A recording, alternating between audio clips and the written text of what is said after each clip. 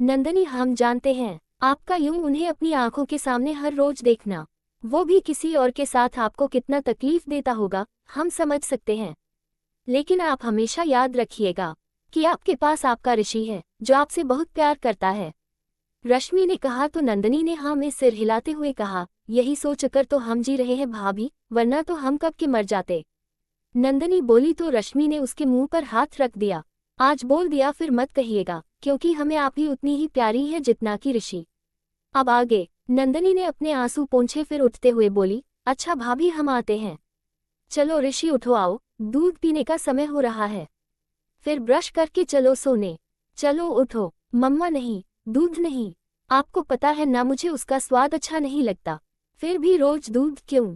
ऋषि ने गुस्से से मुंह बनाते हुए कहा। तो रश्मि खुद को मुस्कुराने से रोक नहीं पाई। ऋषि चलो चुपचाप दूध पियो, नंदनी ने उसे डांटते हुए कहा। तो रश्मि भी मुस्कुराने लगी।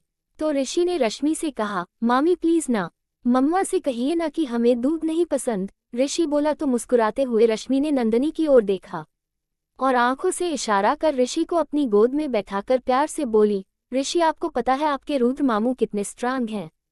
है ना? हाँ मामी, हमारे रुद्र मामू बहुत स्ट्रांग हैं, सब उनसे डरते हैं और वो फाइट भी बहुत अच्छी करते हैं। धिशुम धिशुम, बिल्कुल ऐसे कहते हुए ऋषि हवा में मुक्के मारने लगा। तब रश्मि उसे आराम से पकड़ते हुए बोली, और जानते हो क्यों तुम्हारे रुद्र मामू इतने स्ट्रांग कैसे हैं? क्योंकि वो भी आपकी तरह दूध पीते हैं। क्या सच में मामी? ऋषि ने मुस्कुराते हुए पूछा। तो रश्मि भी मुस्कुरा दी और साथ में नंदनी के चेहरे पर भी मुस्कुराहट आ गई। तो रश्मि बोली, हाँ और क्या वो रोज दूध पीते हैं, तभी तो इतने स्ट्रांग हैं। सच मामी, तो आज से मैं भी रोज दूध पीऊंगा और रुद्र मामू की तरह स्ट्रांग बनूंगा, तब सब मुझसे डरेंगे और उनकी तरह ऐसे ऐसे फाइट भी करूंगा। कहते हुए हवा में फिर से मुंह के मारने लगा। रश्मि और नंदनी मुस्कुराने लगी। वही दरवाजे से टिका रुद्राक्ष भी उन दोनों की बातें सुन मुस्कुराने लगा था। तभी ऋषि दरवाजे की ओर देखता हुआ बोला, रुद्र मामू। बोलता हुआ ऋषि रुद्राक्ष की तरफ दौड़ लगा दी और रुद्राक्ष ने भी उसे गोद में उठा लिया। रुद्र मामू, अब मैं भी आपकी तरह स्ट्रांग बनूंगा और फाइट भी करूंगा। रश्मि और नंदनी ने जब रुद्राक्ष को देखा तो रश्मि अपनी नजरें इधर उधर चुराने लगी और नंदनी ये देख मुस्कुरा दी। फिर रुद्राक्ष की गोद से ऋषि को लेते हुए बोली, ऋषि चलो आओ, हम चलते हैं, तुम्हें दूध भी पीना है। कहते हुए नंदनी ने ऋषि को गोद में लेना चाहा, तो ऋषि ने पहले रुद्राक्ष के गाल पर फिर रश्मि के गाल पर चूमकर कमरे से बाहर भाग गया। नंदनी भी मुस्कुराते हुए चली गई। उनके जाते ही रश्मि भी नजरें चुराते हुए जाने को हुई, लेकिन रुद्राक्ष ने उसकी कलाई पकड़ ली, जिससे रश्मि के कदम रुक गए, मगर वो कुछ बोली नहीं। तो आपको लगता है कि हम? रुद्राक्ष बोल ही रहा था कि रश्मि ने जल्दी से कहा, जी नहीं, ऐसा कुछ भी नहीं है। तो मतलब हम स्ट्रांग नहीं है? नहीं, हमने कहा ना ऐसा कुछ भी नहीं है। रश्मि बोली, तो मतलब हम स्ट्रांग हैं? नहीं, हमने ऐसा कब कहा? कहते हुए रश्मि अचानक से चुप हो गई। ये देखकर रुद्राक्ष के चेहरे पर मुस्कुराहट आ गई। तो फिर आप ही बता दीजिए कि हम आपके लिए क्या हैं? ये कहते हुए रुद्राक्ष ने झटके से रश्मि को अपनी ओर खींच लिया, जिससे रश्मि और रुद्राक्ष दोनों की नजरें एक दूसरे से उलझ गई। दोनों एक दूसरे की आंखों में ऐसे खोए थे कि जैसे उन्हें कुछ भान ही ना हो। तभी बोलिए बीवी, हम आपके लिए क्या हैं? रुद्राक्ष ने रश्मि की आंखों में देखते हुए पूछा, जो उसके सवाल से नजरें चुरा रही थी। नहीं, आप हमारे लिए कुछ भी नहीं हैं, रश्मि बोली और रुद्राक्ष से दूर जाने के लिए छटपटाने लगी। तो आप हमारी आंखों में देखकर क्यों नहीं कहती कि हम आपके लिए कुछ भी नहीं हैं? हमसे नजरें क्यों चुरा रही हैं? रुद्राक्ष ने मुस्कुराते हुए कहा, ऐसा कुछ भी नहीं है, हमें छोड़िए, हमें नींद आ रही है। और ना छोड़े तो? रुद्राक्ष ने रश्मि की आंखों में देखते हुए बोला। तो हम? कहते हुए रश्मि ने रुद्राक्ष की गर्दन पर जोर से काट लिया, जिससे रुद्राक्ष की पकड़ रश्मि पर से ढीली पड़ गई और फिर रुद्राक्ष की पकड़ ढीली पड़ते ही रश्मि जल्दी से वॉशरूम के अंदर भाग गई।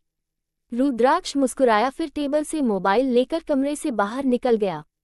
कुछ देर में रुद्राक्ष अपने स्टडी रूम में था, जिसके सामने एक शख्स खड़ा था, जिसके चेहरे पर मास्क था और उसके बगल में ही अंकित खड़ा था।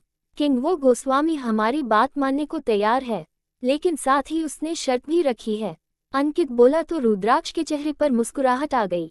वो पलटा और जाकर अपनी किंग साइड चेयर पर बैठ गया। फिर अपने होंठ के बीच सिगरेट रख उसे जलाया और मुंह से धुआं छोड़ते हुए बोला, अंकित, जिस व्यक्ति के दोनों पैर कब्र में हो उसे शर्त नहीं रखनी चाहिए। उसका वक्त पूरा हो चुका है, सो अब उसे पूरी तरह से बर्बाद कर दो, और इतना बर्बाद करो कि उसे मरने के लिए भीख मांगनी पड़े, मगर वो भी नसीब न हो उसे। रुद्राक्ष बोला तो अंकित वहां से चला गया।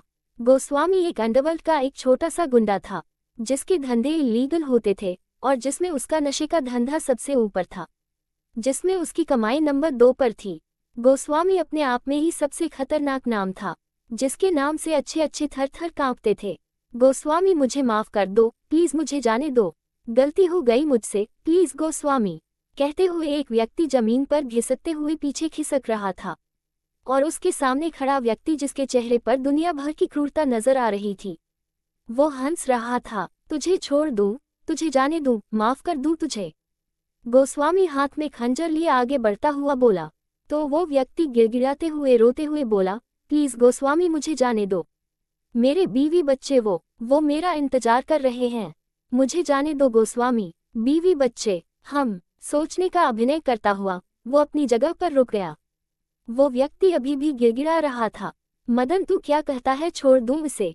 गोस्वामी अपने बगल में खड़े व्यक्ति की ओर देखते हुए पूछा, तो जमीन पर पड़ा व्यक्ति मदन की ओर देखने लगा। गोस्वामी, मुझे लगता है कि तुझे इसे जाने देना चाहिए, आखिर बीवी बच्चे वाला है ना। हाँ लेकिन गोस्वामी, तू ना एक काम कर, इसे मार ही दे और फिर इसकी बीवी को हम रख लेंगे और बच्चे को किसी अनाथालय में दे देंगे। मदन उस व्यक्ति की ओर देखता हुआ मक्कारी से बोला, तो गोस्वामी के चेहरे पर मक्कारी वाली हंसी आ गई। क्या बात कह दी तुमने मदन, मैंने तो सोचा ही नहीं, इसे मार ही देता हूँ, कहकर आगे बढ़ उसने वो खंजर उस व्यक्ति के सीने के पार कर दी। तभी गोस्वामी, वो किंग, एक व्यक्ति वहां आकर बोला, तो खून से लथपथ गोस्वामी का चेहरा उस व्यक्ति की ओर घूम गया। गोस्वामी, वो किंग ने तुम्हारी शर्त मानने से इनकार कर दिया है। और गोस्वामी बोलता उससे पहले ही भागता हुआ एक दूसरा व्यक्ति आया और बोला, गोस्वामी सब बर्बाद हो गया, पता नहीं कैसे नाका वाले अड्डे पर पुलिस की रेड पड़ गई और करोड़ों का माल पकड़ा गया और हमारे पीछे वाले गोदाम में भी आग लग गई। गोस्वामी, सब कुछ जल गया, गोस्वामी सब कुछ जल गया। दूसरा व्यक्ति आकर बोला तो गोस्वामी के चेहरे की हवाएं उड़ गई। वो भागता हुआ पीछे वाले गोदाम में पहुंचा तो देखा आग की लपटों ने पूरे गोदाम को घेर रखा था।